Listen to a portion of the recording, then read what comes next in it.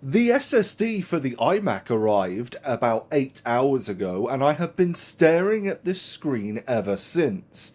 Yes, it might say that it's running at 27 megabytes per second right now, but that is a goddamn lie.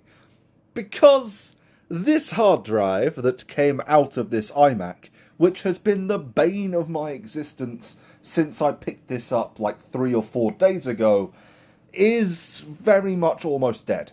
It's beeping, it's clicking, it runs at like 200 kilobytes per second for 10 minutes straight, which really worried me at one point. But yeah, this hard drive is almost dead, and I'm pretty sure that me spending 19 hours installing macOS over and over again didn't help. So, to anyone wondering why this iMac is so slow, it's because of this hard drive. Yeah, the 4 gigs of RAM, the Core 2 Duo mobile CPU, the lack of dedicated graphics, yeah, none of that helps. But the hard drive's what's really slowing it down. Now, there has been some concern that what I am doing to this iMac is a waste of time and or a waste of money for the owner. Now, the money thing I'll get to in a second, but the waste of time? Not really. Upgrading this class of hardware to an SSD and doubling the RAM, as well as upgrading the OS, that's not a waste of time at all. That's how this machine is going to stay alive and stay usable. And once the SSD's in here, it's going to hands down beat the performance of that hard drive in everything. Because first of all, the SSD actually works, and second of all, its internal load speeds, finding files, is going to just blow this thing out of the water.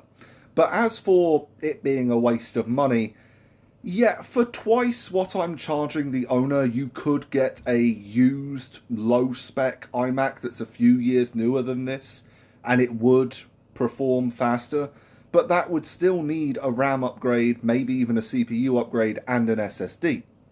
So, yeah, it's not the most effective spending of that money, but it's not a complete waste of money because you're getting worthwhile upgrades to a machine that really needs them.